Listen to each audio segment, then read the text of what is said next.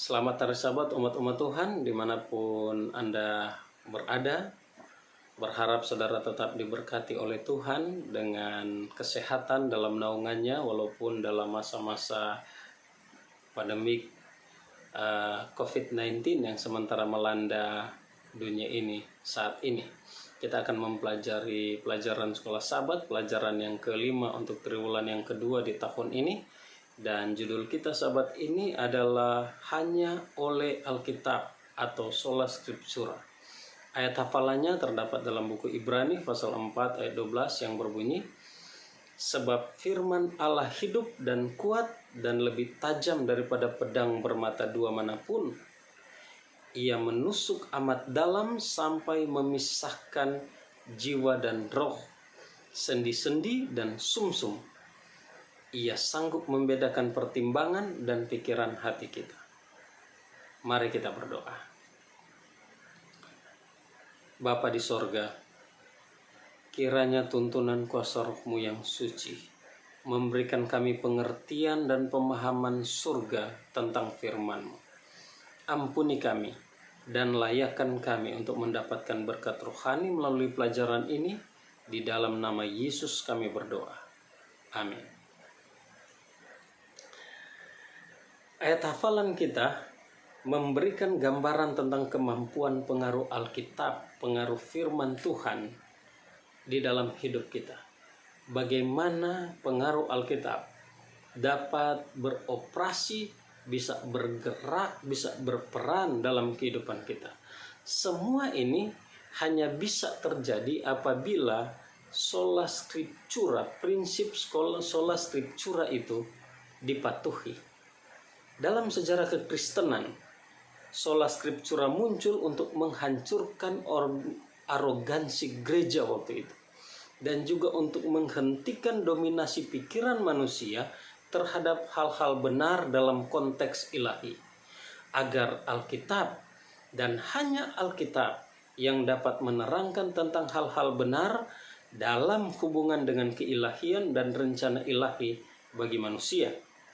Dengan demikian, manusia tidak bingung dalam memastikan teologi, standar iman, dan juga praktek hidup. Sola scriptura seharusnya tidak hanya menjadi milik gereja Kristen Protestan. Itu harus menjadi milik semua orang Kristen dan semua orang yang membaca dan mempelajari Alkitab, siapapun dia, apapun latar belakang pendidikannya, apapun agamanya. Di saat dia mempelajari Alkitab, prinsip sola scriptura harus menjadi miliknya dan harus ada dalam pikirannya. Sehingga Alkitab tidak dijadikan objek untuk dinilai oleh buku-buku atau sumber-sumber lainnya yang merupakan hasil dari pikiran manusia. Tidak ada buku lain atau sumber-sumber lain yang dapat menghakimi Alkitab. Justru realitanya, Alkitab telah memberi nafas dan menjiwai banyak buku yang diyakini dan dipercayai oleh banyak orang. Bahkan terhadap buku yang dianggap suci sekalipun, pekabaran dari Alkitab merasuk dan dapat ditemukan di sana. Saudaraku, sola scriptura tidak bisa dikompromikan. Ellen White, seorang penulis Kristen yang tulisan-tulisannya sangat berkuasa bukan karena pencapaian akademisnya, tetapi oleh karena benar-benar ia mendapatkan karunia dari sorga. Ia menuliskan Alkitab menerangkan dirinya sendiri. Pelajar Alkitab harus belajar memandang firman itu secara keseluruhan. Ini adalah penyampaian Ellen G. White dan dimasukkan dalam buku seri kebahagiaan, seri Membina Keluarga, jilid 3 halaman 176. Sekali lagi, Ellen White mendukung 100% sola scriptura di saat ia berkata Alkitab menerangkan dirinya sendiri, dan para pelajar Alkitab harus belajar memandang firman itu secara keseluruhan. tulisan ini yang disampaikan oleh Ellen G. White jelas oleh karena dia memiliki alasan yang kuat. Alasan Ellen White adalah oleh karena Alkitab harus memiliki wewenang tertinggi dalam norma, dalam doktrin, iman, dan perbuatan. Keteguhan dan alasan daripada Ellen White ini dia tuliskan dalam buku Testimonies for the Church volume 2 halaman 605. Saudara, ini adalah pembahasan yang penting. Hanya Alkitab. Alkitab adalah firman Tuhan yang tidak mungkin tidak akan dipahami jika dituntun oleh kuasa Roh Suci. Alkitab itu cukup jelas untuk kita percaya dan paham tentang Tuhan dan juga tentang kehendaknya. Sementara buku-buku yang lain yang berisi tentang firman Tuhan, sumber-sumber yang lain yang kita sebutkan berisi akan firman Tuhan seperti kamus, konkordansi Alkitab, leksikon, buku-buku rohani lainnya termasuk tulisan-tulisan Ellen G. White hanya dapat membantu kita untuk semakin kagum dengan Alkitab. Contohnya, kita yakin tulisan-tulisan Ellen G. White adalah tulisan-tulisan yang diinspirasikan berdasarkan pekabaran dari buku Yoel pasal 2 ayat 28 dan 29. Tulisan-tulisan itu juga sangat dibutuhkan menjadi adalah kesaksian yang sangat dibutuhkan sesuai dengan terang dari buku Yesaya pasal 8 ayat 20. Namun, tulisan-tulisan itu bukanlah pengganti Alkitab atau tambahan pada Alkitab atau untuk melengkapi Alkitab. Sebaliknya, bila orang tidak kenal akan Alkitab, tidak akrab dengan Alkitab, ia bisa dituntun oleh tulisan-tulisan Ellen White kepada Alkitab.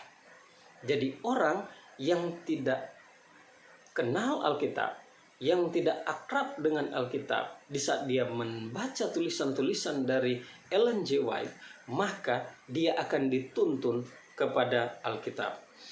Demikian juga mereka yang lalai mempelajari Alkitab, jika mereka diarahkan kepada tulisan-tulisan Ellen G. White, maka tulisan-tulisan itu dapat mengarahkan mereka kepada Alkitab. Bagi mereka yang gemar belajar Alkitab, mereka yang akrab dengan Alkitab, meneliti Alkitab dengan setulus hati, maka tulisan-tulisan Ellen White juga berarti untuknya, sebab tulisan-tulisan itu ia bisa gunakan untuk membawa orang lain belajar akan Alkitab, untuk membawa orang lain menerima Alkitab, sekaligus di dalam waktu yang sama secara pribadi mereka dapat mencapai standar Alkitab dan kesempurnaan Kristen dalam iman dan perbuatan mereka. Tapi kita harus berhati-hati dengan sumber-sumber pendukung yang ada. Bagaimanapun, Alkitab harus menjadi yang utama dari semuanya. Menekuni sumber-sumber pendukung lainnya, termasuk hasil penemuan arkeologi dan juga sejarah, tetapi tidak menjadikan Alkitab yang utama, akan membuat kebingungan dan kesimpulan mereka akan menuntun pada pemikiran yang akan menghancurkan prinsip sola scriptura itu sendiri. Mengapa? Oleh karena para pengkhotbah sekalipun,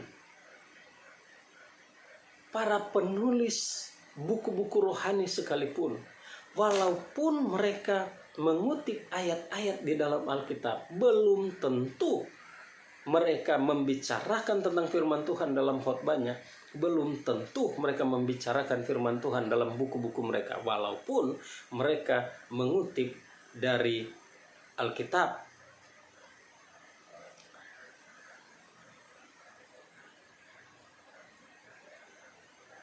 Sekali lagi, Alkitab harus di atas segalanya. Jangan menambahkan apa yang ditulis di dalam Alkitab seakan-akan kita cukup bijak, kita cukup berhikmat untuk memperindah akan Alkitab itu. Alkitab tidak bisa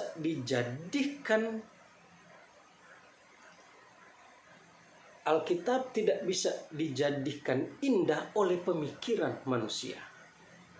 Martin Luther menulis, Alkitab saja yang menjadi tuan dan penguasa yang benar atas semua tulisan dan pengajaran di bumi. Dalam buku Luther's Works, volume 32, Luther mengatakan hal itu, menekankan itu. Itulah sebabnya Rasul Paulus menuliskan dalam 1 Korintus pasal yang keempat ayat 1 sampai 16 sampai ayat 1 sampai 6 supaya kita jangan melampaui dari apa yang ada tertulis. Sekali lagi, jangan melampaui dari yang ada tertulis. Dan Alkitab memberikan garisan tentang pernyataan itu, jangan menambah dan jangan mengurang. Tindakan yang melawan garis yang telah ditetapkan oleh Alkitab ini akan menerima konsekuensinya, dan itu yang dikatakan di dalam Alkitab. Jangan menambah dan jangan mengurang. Jadi, jangan mengganggu Alkitab. Biarkan ia menafsirkan dirinya sendiri. Alkitab itu adalah satu kesatuan. Perjanjian Lama dan Perjanjian Baru bukanlah buku yang terpisah. Karena 66 buku yang ada di dalam Alkitab ini sesungguhnya datang dari satu sumber yang tidak pernah salah. Kita ingat Yesus Kristus waktu dia hidup di atas dunia ini, kehidupannya adalah kehidupan yang selaras, kehidupan yang sesuai dengan Alkitab yang ada waktu itu, yaitu Perjanjian Lama. Dan kehidupannya yang selaras dengan Perjanjian Lama itu dituliskan di dalam Perjanjian Baru. Jadi, kesimpulan sederhananya adalah bila dilihat dari kehidupan Yesus Kristus, maka Perjanjian Lama dan Perjanjian Baru adalah satu. Artinya, kehidupan Yesus membuktikan bahwa Perjanjian Lama dan Perjanjian Baru adalah satu kesatuan. Dan bukankah kita dimintakan untuk menghidupkan satu kehidupan yang sama dengan kehidupan Kristus? Oleh karena itu, kita harus memandang Alkitab sebagai satu kesatuan. Di saat kita menerima Perjanjian Lama dan Perjanjian Baru sebagai satu kesatuan, maka kita mengambil bagian dalam kehidupan Yesus itu. 2 Timotius 3:16 dan 2 Petrus 1 ayat 10 memastikan hal itu, bahwa Alkitab diilhamkan dan Roh Kudus mendorong para penulis untuk menulis. Jadi satu sumber. Itulah sebabnya Alkitab haruslah menjadi satu kesatuan. Dan kita harus menerima itu sebagai satu kesatuan. Itulah sebabnya jikalau kita berbicara tentang topik-topik tentang baptisan, tentang makanan, apakah haram, halal, kita berbicara tentang penyembahan pada hari Sabat, tentang hari perbaktian, kita berbicara tentang kedatangan Yesus yang kedua kali, kita berbicara tentang surga, kita berbicara tentang neraka, kita berbicara tentang karunia-karunia roh, kita berbicara tentang bahasa roh atau karunia lidah, apapun topik yang kita ambil, maka seharusnya pekabaran itu haruslah dilihat dari pekabaran Alkitab secara keseluruhan, bukan sebagian-sebagian saja. Ini yang disebutkan dengan tota scriptura. Tota scriptura. Ada yang mengambil dasar doktrin dari 1 atau 2 ayat, dan 1 dan 2 ayat itu ditarik lepas dari Alkitab dan mengabaikan puluhan bahkan ratusan ayat yang lain, sehingga pemahaman terhadap 1 dan 2 ayat yang diambil keluar dari Alkitab itu menjadi salah, penafsirannya menjadi salah, dan menjadi bertentangan dengan pekabaran dari keseluruhan Alkitab. Melalaikan tota scriptura atau melihat Alkitab hanya sebagian-sebagian lalu mengambil kesimpulan dan menjadikan itu satu doktrin untuk diajarkan, menjadikan kita nabi palsu. Menjadikan kita pengkhotbah, peneriak firman Tuhan yang menyesatkan. Dan kita akan tertawan dan terjerumus kepada ketagihan mengkomersialkan Injil, apakah lewat KKR ataukah lewat seminar-seminar Alkitab lainnya. Banyak pendeta yang muncul, banyak evangelis yang muncul, hanya mengacaukan teologi Kristen dan merusak citra kekristenan. Membuat pekabaran, akibatnya pekabaran dan misi Kristen menjadi kabur dan nampak murahan. Banyak orang pintar merangkai ayat-ayat dalam khotbahnya. Bahkan ayat-ayat dalam konteks yang berbeda menjadi satu dalam propagandanya. Ini adalah bentuk memperkosa pekabaran Alkitab secara keseluruhan itu. Dan ini bisa terjadi dengan tidak sengaja maupun dengan sengaja. Orang bisa mengkhotbahkan menggunakan ayat Alkitab, namun pekabarannya tidak datang dari keseluruhan Alkitab. Ini bisa mereka lakukan dengan sengaja dan juga dengan tidak sengaja. Ellen White menulis dalam buku Peristiwa-peristiwa Akhir Zaman halaman 67. Saya mengamarkan kamu supaya waspada terhadap ajaran-ajaran palsu ini, yang cenderung mengalihkan pikiran dari kebenaran, Kesalahan tidak pernah tidak merugikan. Itu tidak pernah menyucikan, melainkan selalu menimbulkan kekacauan dan perselisihan. Dan Titus pasal 1 ayat 9 dan 2 Timotius 1 ayat 13 mengarahkan kita untuk berpegang pada ajaran yang benar dan sehat. Alkitab tidak membutuhkan pengikutnya untuk memperindah atau mempercantik atau menjadikan Alkitab nampak cemerlang dalam khotbah-khotbahnya. Para pengkhotbah tidak perlu bertindak seperti orang-orang yang membacakan riwayat hidup dari seseorang yang sudah meninggal, sampai para pendengar terheran-heran karena mereka mendengarkan hal-hal yang luar biasa dari orang yang sudah meninggal, kendati mereka tahu bahwa apa yang dibacakan itu berbeda dengan realitanya. Kita tidak perlu berusaha untuk memoles Alkitab, sebab Roh Kudus yang mengilhamkan Alkitab itu akan menjadikan pekabarannya indah di setiap hati dan yang rindu mendengarkan, dan pada setiap pikiran yang rela untuk menurut. Dan untuk keselamatan manusia, walaupun kita berdosa, tetapi Alkitab sangat jelas untuk kita ketahui dan untuk kita pahami. Saudara, mempelajari Alkitab dalam konteks sola scriptura yang kita pelajari dalam pelajaran sekolah Sabat ini haruslah membawa berkat bagi kita. Oleh karena itu, dekati Alkitab sebagai seorang pelajar untuk mengetahui kehendak Tuhan, bukan untuk mencari bukti untuk membenarkan pendapat kita atau untuk mengesahkan kebiasaan kita. Berkat pengetahuan akan kebenaran Alkitab hanya dapat diperoleh bila saat belajar Alkitab kita dituntun oleh Roh Suci, dan dengan pikiran yang tekun dan rajin kita memiliki tekad untuk menghidupkan firman itu.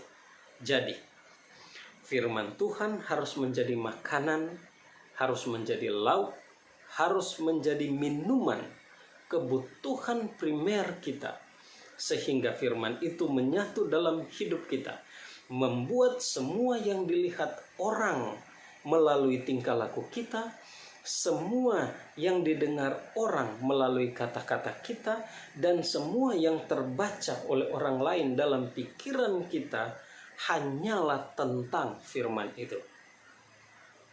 Disinilah tubuh dan kehidupan kita memuliakan Tuhan.